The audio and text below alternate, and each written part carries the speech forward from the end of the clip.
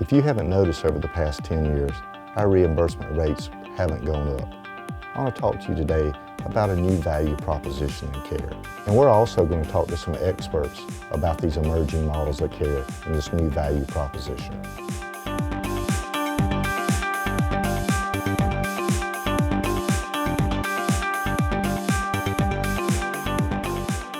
Our current payment model is based off market share, volume, growth, and contract price. That's when they brought pharmacy benefit managers in a few years ago. The pharmacy benefit managers were dispatched to lower this rising drug cost. So it siloed pharmacy out of the healthcare system and put us in our own box with our own payment system. So we were siloed out of the non-drug benefit. And this ultimately siloed out our entire profession into a filling prescriptions, fast, accurately, and cheap, high volume model. So now we're at the crossroads of volume and value. Where do we divide the two? How do we get into the value workspace, and how do we get compensated to do this? I've been told by payers time and time again, we're not going to pay you anymore, but we may pay you differently. So how do we get into that different payment model? So the real thing to get in the new payment model is the triple aim. It's cost of care, quality of care, and access of care for those patients. If our current model is volume-based, then our future model is based on quality, efficiency, partnerships, improving population health, per capita cost, and services. What is value? Value is the health outcomes achieved divided by the number of dollars over that cost of care cycle. So how do we move over to that value cycle? Well, payers are helping us do that by pushing risk down to providers. They're telling providers they have to perform, they have to give us outcomes, or you're going to take a financial hit if you don't. So this is pushing us into the corner to start population management strategies. We're no longer just concerned about that patient standing right there in front of us. We want to know what happened to that patient before they ever came to us, what's happening while they're there, and what happens after they leave our pharmacy. So this kind of aligns us with a completely different payment strategy. In pharmacy, we've always been paid at the point of encounter. You dispense a prescription, you get paid for that prescription. You don't dispense it, you don't get paid for it. Where the new model of care looks at the pre-encounter, as well as the encounter and the post-encounter, and it also looks at those patients that are completely disengaged from the system. And there's payment along all four of those boxes. The pre-encounter would be paying you to take care of a patient or paying you to look out for patients who may be at risk. The encounter would be paying you to dispense that medication and maybe paying you to deliver some type of MTM activity or adherence monitoring.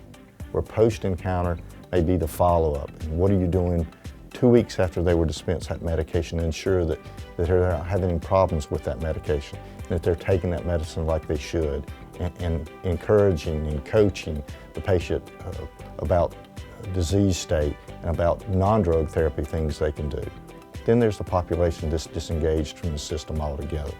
They may be showing up to you to get their hydrocodone filled each month, but they're not filling their medication for diabetes. They're not filling their medication for COPD or anxiety. So this shift from the fee-for-service model where you are paid strictly for the encounter to the model where you're paid some for pre-encounter, some for encounter, some for post-encounter, and some for the disengaged is now the population-based management model where you're paid across that entire spectrum. So this forces you to work with all healthcare providers and communicate with all healthcare providers across the whole healthcare spectrum. So we're all reinforcing that care plan. The care plan that the physician has outlined is the same care plan that I'm telling them in my pharmacy every time they're coming to visit, is the same care plan that my technician is reinforcing when they're talking to them on the telephone. Same care plan that the care manager is reinforcing when they're in the home doing the home visit.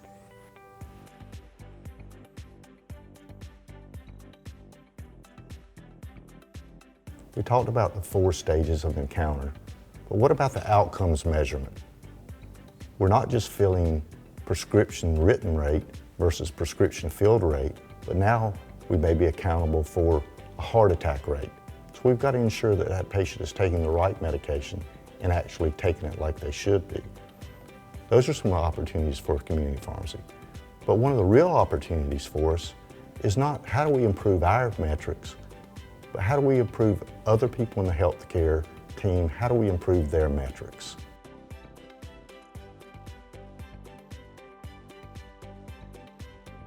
So how do we as community pharmacy rebrand ourselves? How do we let people know of the value we bring to the system? We've done a great job over the years of telling each other how good a job we do at taking care of our patients.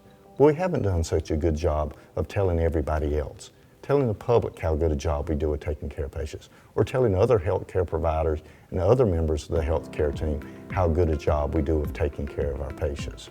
So in this rebranding model, we've got to think of pharmacy as an investment, not a cost center for healthcare. So I want you to repeat that after me. Pharmacy is an investment, not a cost center. That's the idea that I want you to focus on and get that message across. Tell that story to everyone out there. Tell that story to payers, tell that story to patients, tell that story to other healthcare providers. So in this rebranding of community pharmacy and rebranding our new opportunities, we should look to the referral process as a great opportunity for community pharmacy. So we used to place ads to try to drive patients into our pharmacy.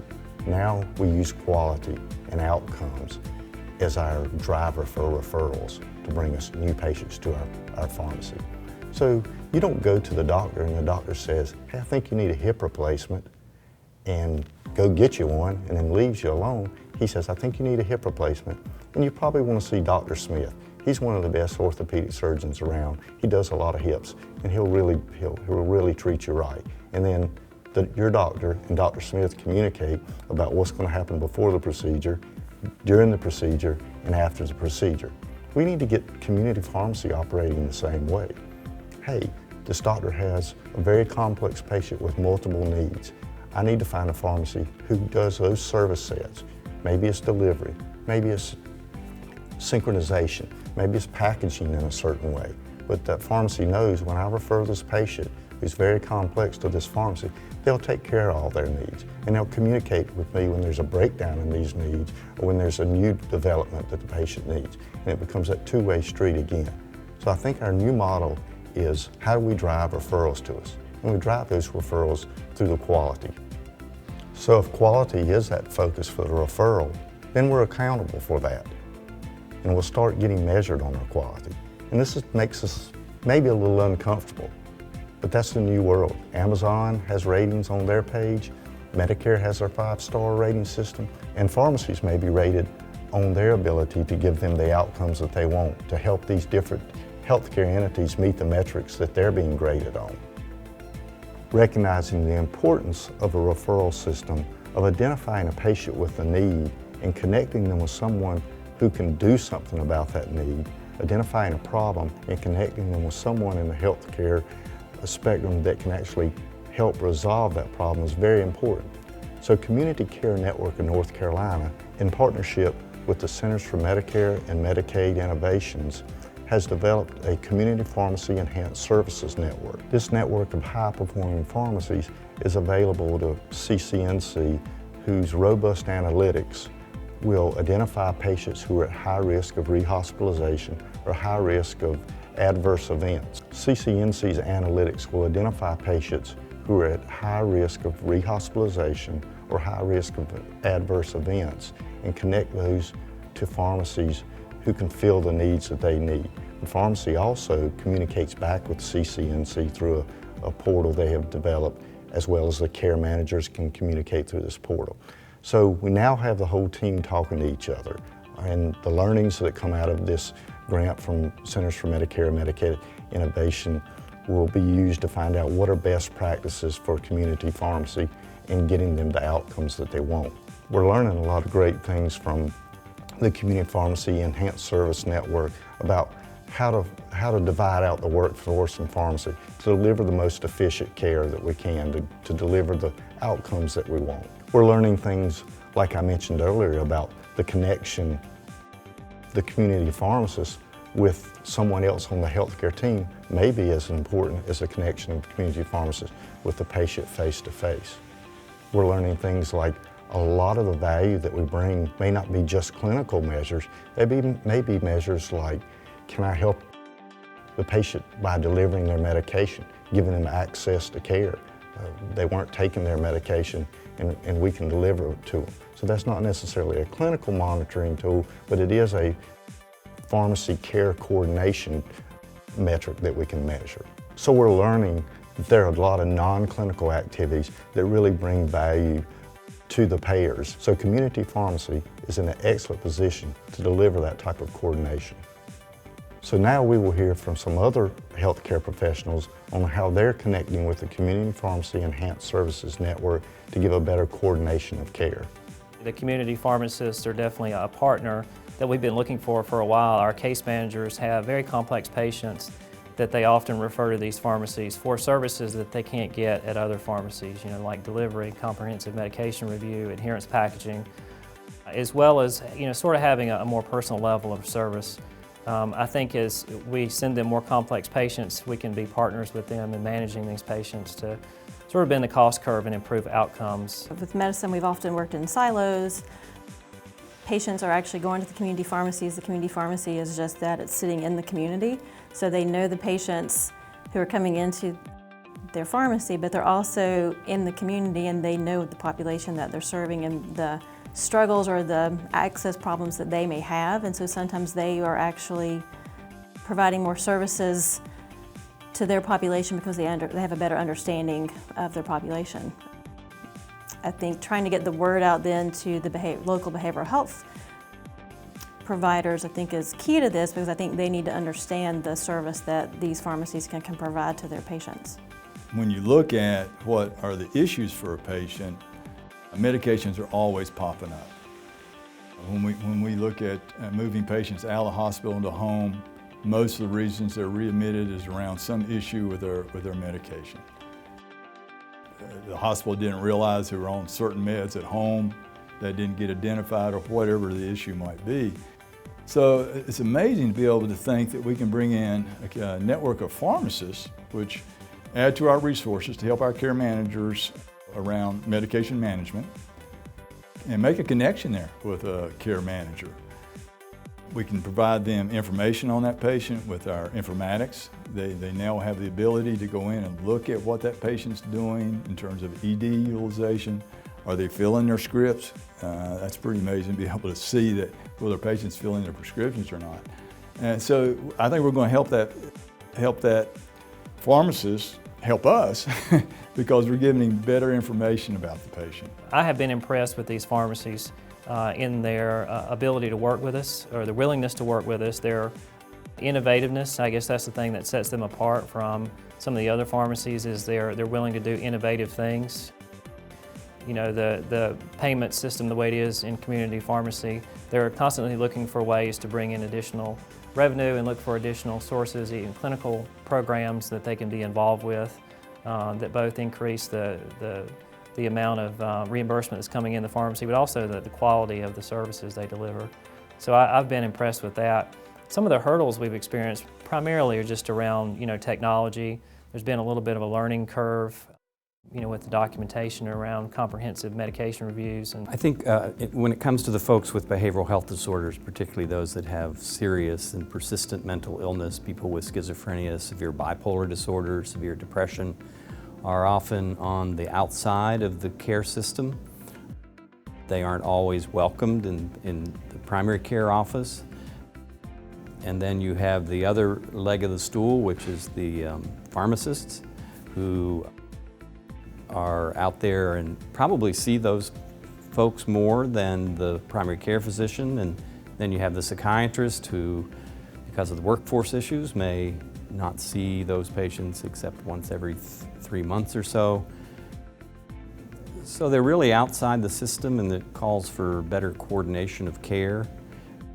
So the community pharmacist is the person that can be at the hub of all this, watching over medications, looking for the beginnings of difficulties with the patient, and is able to communicate with the physician, communicate with the psychiatrist physician, and hopefully help these folks stay kind of inside the system instead of being outside the system. And that one of the biggest challenges facing this population is that generally, by definition, they're going to have multiple prescribers. So one of the biggest drivers of readmissions and medical errors is multiple prescribers who don't communicate. So the pharmacists in these enhanced settings are going to have a unique opportunity to watch for contraindications and identify potentially dangerous areas for this vulnerable population. We just heard how the CPESN was integrating with other healthcare professionals to deliver care where it's needed most. CCNC has analytics that will identify those patients that are most at risk. So we're not focusing our effort across every patient that has diabetes. We're focusing our effort off those patients who need the care the most. So there's a big difference between the 55-year-old male who's very active, who is just diagnosed with diabetes, than the 55-year-old male who's had diabetes, not taken anything for it, and had 3 hospitalizations in the last 365 days. So if we want to save the system money, we focus on that second individual that's a high-cost individual to the system. If we want to have better metrics and better quality metrics, we focus on the first individual who we have ability to influence and keep their hemoglobin A1C down low. So by knowing where to spend our calories, where to place our workload, so we can give the payer the outcomes they want to enhance their metrics. I want you to walk away with pharmacy is an investment, not a cost center to drive outcomes for other healthcare providers.